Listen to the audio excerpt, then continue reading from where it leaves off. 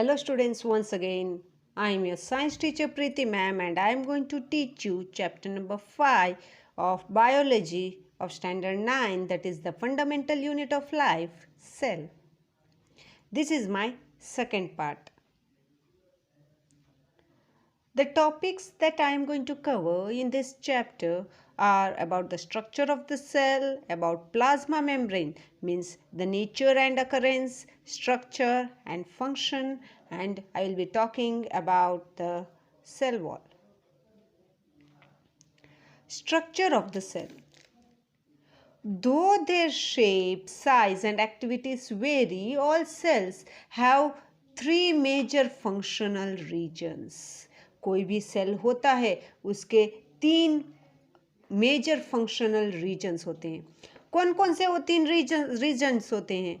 The first is it is called as the cell membrane और उसका दूसरा नाम है प्लाज्मा मेम्ब्रेन. ये एनिमल सेल में होता है. प्लांट सेल में सेल वॉल भी होता है. द न्यूक्लियस और the cytoplasm. The outer boundary of the cell, it is called as plasma membrane. जो सबसे बाहर होता है सेल का उसको हम कहते हैं as plasma membrane. उसके अंदर होता है cytoplasm. Lies inside cytoplasm. Inside it lies the cytoplasm. उसके अंदर cytoplasm होता है और उसके अंदर अलग अलग cellular cell organelles होते हैं जो ये cytoplasm के अंदर होते हैं. जो भी एक्टिविटी सेल के अंदर होती है, interaction of the cell environment के साथ, ये सब कुछ पॉसिबल क्यों होता है? क्योंकि उनमें ये सारे फीचर्स होते हैं. So out of these organelles the nucleus, it is visible under the light microscope. सिर्फ न्यूक्लियस को ही हम लाइट माइक्रोस्कोप की मदद से हम देख सकते हैं. बाकी सारे जो ऑर्गेनेल्स जो सेल के अंदर होते हैं, दे can be seen only with the help of the electron microscope. This is what is the structure of the plant cell. ये हमारा plant cell है. अगर ये न्यूक्लियस यहाँ पर न्यूक्लियस आपका है तो न्यूक्लियस आपको एकदम साइड में दिखाई दे रहा है, राइट? और ये वैक्यूल है. ये हमारे अलग अलग पार्ट्स है. तो ये न्यूक्लियस जो होता है वही हमको सिर्फ लाइट माइक्रोस्कोप के नीचे दिखाई देता है, चाहे वो प्लांट सेल का हो चाहे वो एनिमल सेल का हो. ये है हमारा एनिमल सेल, राइट?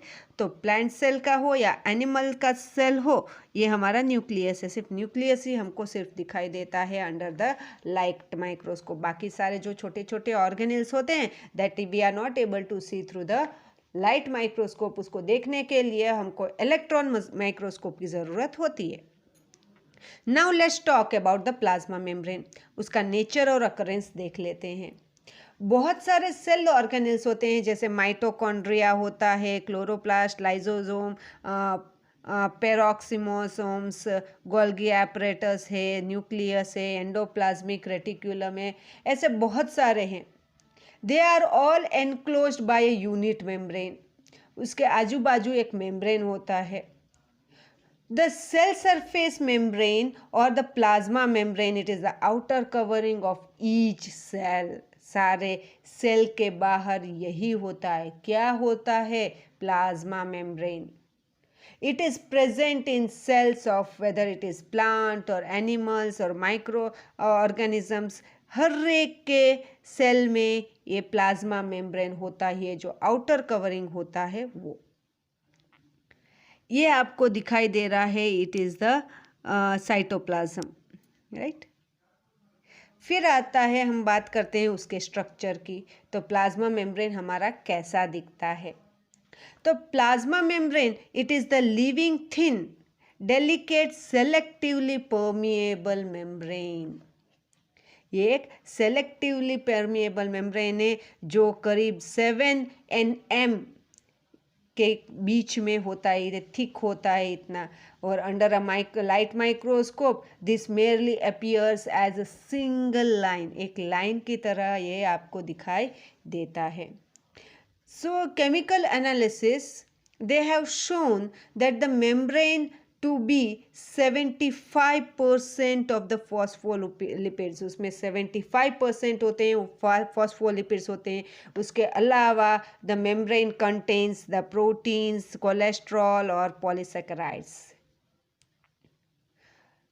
फिर भी it is the phospholipids that form the key element in the structure of the plasma membrane. वो एक key element होता है, उसके बिना कुछ भी होना नामुमकिन है, right? And these proteins, they are present not to give the strength. वो strength के लिए नहीं होता है. They do not give the strength to the membrane, but they serve as enzymes, as a catalyst. They catalyze the chemical reaction within the membrane. They act to transport the proteins. Protein transport करने के लिए वो काम आते हैं. For the movement of water soluble ions. They act as pump की तरह वो काम करते हैं for active transport. And they act as receptor proteins for endocytosis. Presence of lipids and proteins, it provides flexibility to the plasma membrane. चलो अब बात कर लेते हैं उनके फंक्शंस की, प्लाज्मा मेम्ब्रेन का फंक्शन क्या होता है. प्लाज्मा मेम्ब्रेन जो है, it permits the entry and exist of only some materials in the cell. जितनी ज़रूरत है वही सारे एलिमेंट्स को, वही सारे मटेरियल्स को सेल के अंदर आने देता है. बाकी की there is no entry inside the cell. इसीलिए हम प्लाज्मा मेम्ब्रेन को सेलेक्टिवली परमिएबल मेम्ब्रेन कहते हैं. क्यों? क्योंकि it allows only and only a few selected materials to enter the cell, right, और एग्जिट भी. तो we'll talk about the diffusion first. Because plasma membrane, it performs certain activities such as diffusion and osmosis for the intake of some substances. The active transport and endocytosis, they are performed by the plasma membrane. तो ये diffusion क्या होता है? थोड़े ऐसे substances होते हैं, molecules, ions होते हैं, जैसे कि कार्बन डाइऑक्साइड होता है, ऑक्सीजन होता है. ये कार्बन डाइऑक्साइड, ऑक्सीजन, वाटर है. They can move across the plasma membrane through a process which is called as diffusion. And these substances, they are very very very small. ये जो substances होते हैं, कार्बन डाइऑक्साइड है, oxygen है, water है, बहुत ही छोटे होते हैं. So they diffuse readily through the phospholipid layer. जो हमारा प्लाज्मा मेम्ब्रेन है वो किससे बना हुआ है? फॉस्फोलिपिड से ही तो बना हुआ है. तो उसमें से वो रेडिली डिफ्यूज हो जाते हैं, चले जाते हैं, अंदर एंटर हो पाते हैं, right. So diffusion occurs something like this.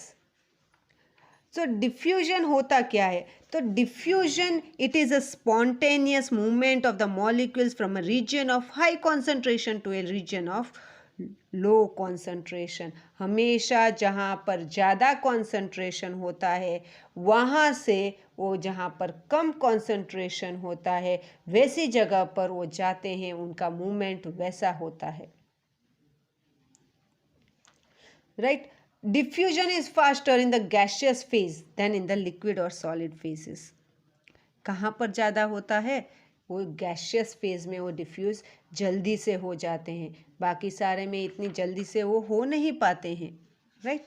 तो ये है.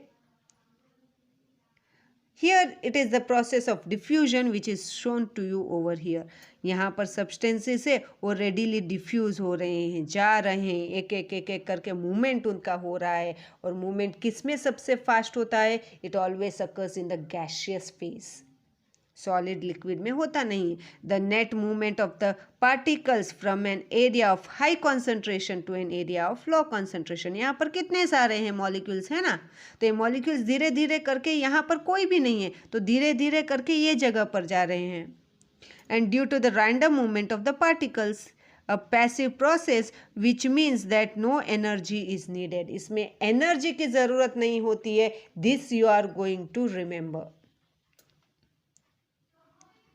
Now let's talk about osmosis. तो ये ऑस्मोसिस होता क्या है? Water it always follows the laws of diffusion. Water हमेशा डिफ्यूजन का ही लॉ फॉलो करता है। The spontaneous movement of water molecules through a selectively permeable membrane, and which is the selectively permeable membrane? The plasma membrane, right? It is called as osmosis. Water का जो movement होता है through the selectively permeable membrane, through the plasma membrane, उसको हम कहते हैं as osmosis. The movement of water across the plasma membrane of the cell, it is affected by the amount of molecules which are dissolved in it. So it depends upon the substance which are dissolved in water. कितने substances dissolve हुए हैं, कितने substances उसमें mix हुए हैं, इस पर depend होता है कि osmosis कैसे होता है. So what is actually the osmosis? Osmosis is the passage of water. क्या जाता है? सिर्फ water from a region of high concentration through a semi-permeable membrane to a region of low concentration. इसको हम कहते हैं as osmosis. And osmosis is purely a mechanical diffusion process by which cell absorbs water without spending any amount of energy. And if I want to give you one example, तो मैं आपको ऐसा एक example दे सकती हूँ कि if a medium surrounding the cell has the higher water concentration than the cell, that is, if the cell is in a very dilute solution, then the cell will gain water by osmosis. और जब ये अपने आप ही cell water ले लेता है तो उस प्रोसेस को हम कहते हैं as hypotonic solution. If the medium surrounding the cell has a higher concentration of water than the cell will gain water by osmosis. तो इसका मैं बेस्ट एग्जाम्पल आपको ऐसा दे सकती हूँ कि रात को मम्मी आपको देने के लिए थोड़े आलमंड्स या रेजिन्स भिगोती है. तो रेजिन्स और आलमंड का शेप कैसा होता है ना? मगर पूरी रात भिगो के रखते हैं तो वो रेजिन्स होता है या आलमंड होता है, उसके अंदर पानी चला जाता है, और पानी चला जाता है इसलिए वो बड़ा हो जाता है. मगर जब मम्मी ने भिगोया उससे पहले आलमंड या रेजिन, उसके अंदर पानी बिल्कुल नहीं था, यानी क्या, लो कॉन्सेंट्रेशन वहां पर था. और पानी में डाला तो पानी का कैसा कॉन्सेंट्रेशन होता है? ज़्यादा कॉन्सेंट्रेशन था, इसलिए बाहर का पानी अंदर गया, इसलिए हम उसको कहते हैं as hypotonic solution. While water molecules are free to pass across the plasma membrane in both the directions, more water will enter the cell than leave. Now, if the medium surrounding the cell is exactly of the same concentration, then there will be no net movement of the water molecules across the plasma membrane. Plasma जो cell के अंदर का water का concentration और उसके surrounding का water concentration अगर दोनों इक्वल है तो कोई भी मूवमेंट का चांस ही नहीं होता. और जब कोई भी मूवमेंट का चांस नहीं होता, वैसे सोल्यूशन को हम कहते हैं as isotonic solution. If the medium surrounding the cell is of exactly the same water concentration as the cell, there will be no net movement of the water across the plasma membrane. अब last हमारा आता है, वो क्या आता है? The hypertonic solution. तो ये हाइपरटोनिक सॉल्यूशन होता क्या है? If the medium has low concentration of water than the cell, medium बाहर का है, वहां पर कॉन्सेंट्रेशन पानी का कम है, तो सेल के अंदर का पानी है वो ऑस्मोसिस के प्रोसेस से बाहर चला जाएगा. And this is called as hypertonic solution. इसको हम कहते हैं एज हाइपरटोनिक सॉल्यूशंस. जैसे मैंने आपको एक एग्जांपल आपको यहाँ पर दिया रेजिन्स का या एप्रिकॉट का, कुछ भी ले लो आप, ऑस्मोसिस का प्रोसेस ये फॉलो करता है. अगर मुझे और एक आपको एग्जांपल देना है तो रेजिन्स है. रेजिन्स अगर मैं पानी में भिगो दूंगी तो रेजिन्स एकदम पिचकू जैसी होती है, राइट। तो अगर हम उसको पानी में डालेंगे तो पानी एब्जॉर्ब हो जाएगा। कौन से प्रोसेस से पानी एब्जॉर्ब होगा? एंडोस्मोसिस के प्रोसेस के। एंडोस्मोसिस मतलब अंदर गया। और अगर मैंने पानी में नमक मिला दिया, सॉल्ट मिला दिया, तो अभी सॉल्ट का कॉन्सेंट्रेशन कैसा है? हाई कॉन्सेंट्रेशन होता है सॉल्ट का। इसलिए जो भिगोया हुआ रेजिन है उसमें से जो पानी है वो अपने आप ही बाहर चला जाएगा और पहले जैसा शेप आ जाएगा। और कौन से प्रोसेस से हुआ? एक्सोस्मोसिस। और एक्सोस्मोसिस मतलब सेल के अंदर से बाहर गया। थोड़े डिफरेंसेस देख लेते हैं हम डिफ्यूजन और ऑस्मोसिस के। Diffusion it occurs in any medium, solid हो, लिक्विड हो, गैसेस हो, कोई भी मीडियम में हो सकता है। मगर ऑस्मोसिस है वो कौन से मीडियम में होगा? सिर्फ और सिर्फ लिक्विड मीडियम में होगा। डिफ्यूजन मॉलिक्यूल्स में भी सॉलिड, लिक्विड और गैसेस, मगर जो हमारा ये ऑस्मोसिस है it involves the movement of the solvent molecules only. Solvent मतलब क्या? Only liquid molecules.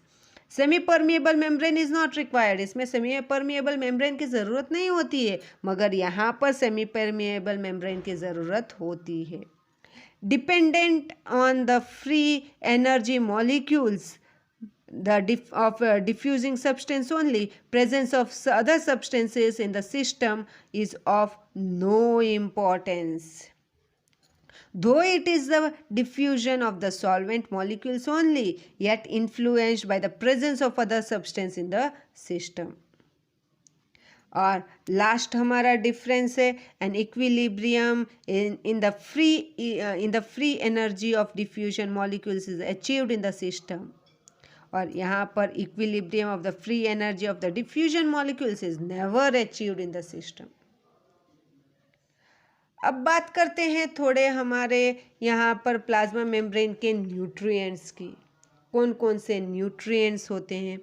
तो plasma membrane nutrients such as sugar and materials of growth such as amino acids must enter the cell.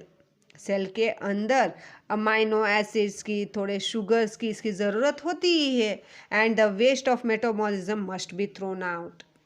जो body का जो waste है वो बाहर भी जाना चाहिए। Moved across the membrane by special proteins. Proteins की मदद से वो मेम्ब्रेन के आर पार जा सकता है, मतलब ट्रांसपोर्टेशन हो सकता है। किसका ट्रांसपोर्टेशन हो सकता है? ट्रांसपोर्ट प्रोटीन और प्रेमेसेस। अब बात करते हैं हम एंडोसाइटोसिस की। तो ये एंडोसाइटोसिस और एक्सोसाइटोसिस होते क्या है? तो endocytosis is the injection of material by the cell. Injection मतलब अंदर जाना। क्या अंदर जाता है? Material by the cell through the plasma membrane. Plasma membrane के थ्रू ये अंदर जाता है। It is a collectively term that is that describes three phases, जैसे सेल ईटिंग जिसको हम कहते हैं फैगोसाइटोसिस, सेल ड्रिंकिंग तो उसको हम कहते हैं पोटोसाइटोसिस, और तीसरा आता है हमारा receptor mediator endocytosis. So these three processes are pathways to specify specifically internalized solid particles, small molecules and ions and macromolecules, everything. And all of them they require energy. सबको एनर्जी की ज़रूरत होती है, and so they may be integrated as different forms of active transport. तो ये endocytosis होता क्या है? तो endocytosis three processes I told you mediated endocytosis. Endocytosis मतलब अंदर जाना। अब आता है एक्सोसाइटोसिस। एक्सो का मतलब क्या? सेल में से बाहर जाना। थोड़े ऐसे मटेरियल्स होते हैं जिसकी ज़रूरत नहीं होती है तो सेल उसको वॉमिट कर देता है, उसको निकाल देता है, और वो प्रोसेस जिसमें वो सराउंडिंग में अपने कंटेंट्स जो निकाल देता है वो प्रोसेस को हम कहते हैं एज एक्सोसाइटोसिस। जैसे यहाँ पर आपको दिखाई दे रहा है ये हमारा सेल मेम्ब्रेन है, यहाँ पर हमारे थोड़े अनवांटेड वेसिकल्स या पार्टिकल्स है जो आएगा सेल डायरेक्टली यहाँ तक आएगा हमारे सेल वॉल तक, सेल मेम्ब्रेन तक। सेल मेम्ब्रेन के पास आके बाद में वो निकल जाएगा बाहर, right. So this process it continues, cell secretions बाहर रिलीज हो जाते हैं। तो इस प्रोसेस को हम कहते हैं एज एक्सोसाइटोसिस, सेल के बाहर निकालना। अब बात करते हैं सेल वॉल की। सेल वॉल होता क्या है? सेल वॉल होता है students, you are going to remember that cell wall it is only in the plant cell. सिर्फ प्लांट सेल में हमको सेल वॉल दिखाई देता है and this they occur in rigid cell walls, जो प्लाज्मा मेम्ब्रेन के बाहर की साइड होता है। इसीलिए स्ट्रक्चर्स उनके थोड़े रिजिड, थोड़े हार्ड ऐसे होते हैं। सेल वॉल जो है it is non living and it is freely permeable.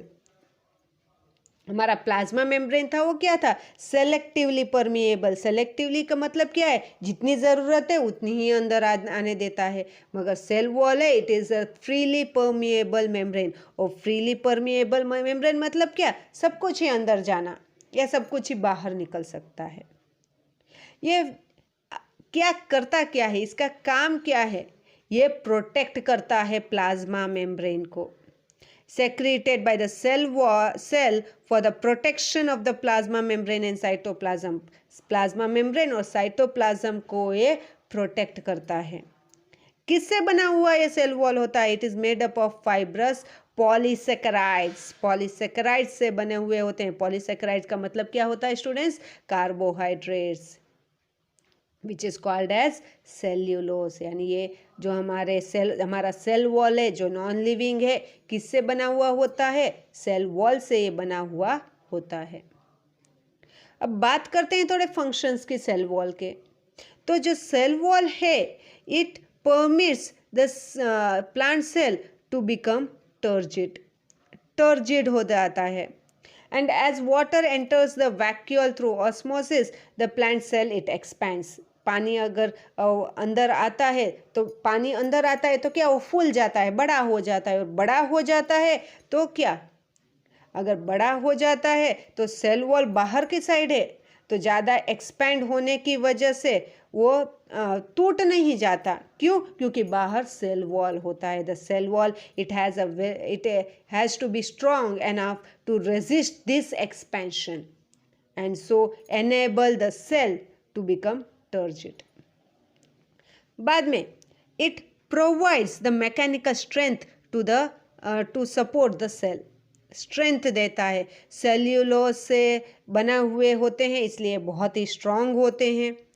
और स्ट्रेंथ इसकी इंक्रीज होती है जब उसमें लिग्निन आ जाता है। टिश्यूज़, उनके टिश्यूज़ में लिग्निन आता है इन द टिश्यूज़, जैसे जाइलम्स और आते हैं तो इनका सपोर्ट और भी बढ़ जाता है। मैकेनिकल सपोर्ट बहुत ही ज़्यादा अच्छे हो जाते हैं। And in cells such as the collenchyma extra cellulose it is added to the cell wall to increase the mechanical support.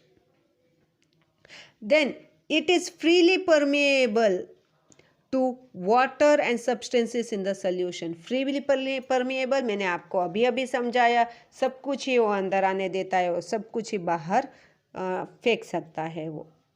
Then it has a narrow pore through which fine strands of cytoplasm can pass. Cytoplasm इसमें से पास हो सकते हैं, जैसे कि हमारा intracellular connections होते हैं which allow the exchange of materials between the living and the non living cell contents. बाद में आता है हमारा फिफ्थ, यानी the cell walls of adjacent cells are glued together. किससे ग्लू होता है? मिडल लेमा से। एंड मिडल लेमा कैसा होता है? एक जेली टाइप सब्सटेंस होता है which is made up of calcium and magnesium.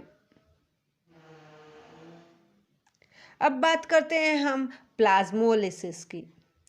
When a plant cell loses water through osmosis, osmosis से जब प्लांट सेल पानी छोड़ देता है, निकाल देता है, प्लांट सेल में से अगर निकल जाता है तो कैसा हो जाता है, सेल श्रिंक हो जाता है, कॉन्ट्रैक्ट हो जाता है of the protoplasm away from the cell wall से वो दूर चला जाता है। तो इस प्रोसेस को हम कहते हैं as plasmolysis. When a plant cell it loses water through osmosis, shrinkage and contraction of protoplasm away from the cell wall, इसको हम कहते हैं as plasmolysis. And thus the plant cell it is immersed in the concentrated sugar solution. The concentration of water molecule inside the cell will be higher than the outside. As a result, water will move by osmosis from a higher water potential inside the cell to the lower water potential, and the contents of the cell will shrink away from the cell. तो इस process को हम क्या कहते हैं, as plasmolysis कहते हैं। अब थोड़े डिफरेंस देख लेते हैं, किसके, सेल वॉल के और प्लाज्मा मेम्ब्रेन के। सेल वॉल है वो सिर्फ प्लांट सेल में होता है, प्लाज्मा मेम्ब्रेन दोनों प्लांट सेल और एनिमल सेल में होता है। सेल वॉल होता है वो सबसे बाहर का पार्ट होता है, मगर प्लाज्मा मेम्ब्रेन एनिमल सेल में सबसे बाहर का पार्ट होता है, मगर प्लांट सेल में वो इनर पार्ट होता है। सेल वॉल है it is non living and thick in plant, ये प्लाज्मा मेम्ब्रेन है इट इज़ लिविंग और थिन होता है। सेल वॉल हमारा रिजिड होता है तो ये फ्लेक्सिबल होता है। ये परमिएबल मेम्ब्रेन सब कुछ ही आने देता है, ये सेलेक्टिवली परमिएबल मेम्ब्रेन मतलब जितनी ज़रूरत है उतना ही आने देता है। Formed of cellulose, hemicellulose and pectin, तो ये किससे बना हुआ होता है, lipids, proteins and small amount of carbohydrates. इसका फंक्शन क्या है, to provide protection and strength to the cell, तो इसका फंक्शन क्या है, hold cellular contents and control passage of materials in and out of the cell. और ये है आपके रिलेटेड क्वेश्चंस। सो ये जो जितना भी मैंने पढ़ा है उसके रिलेटेड एक क्वेश्चन है, तो students write down this answers in your books. So we end up over here students, have a great day, bye bye.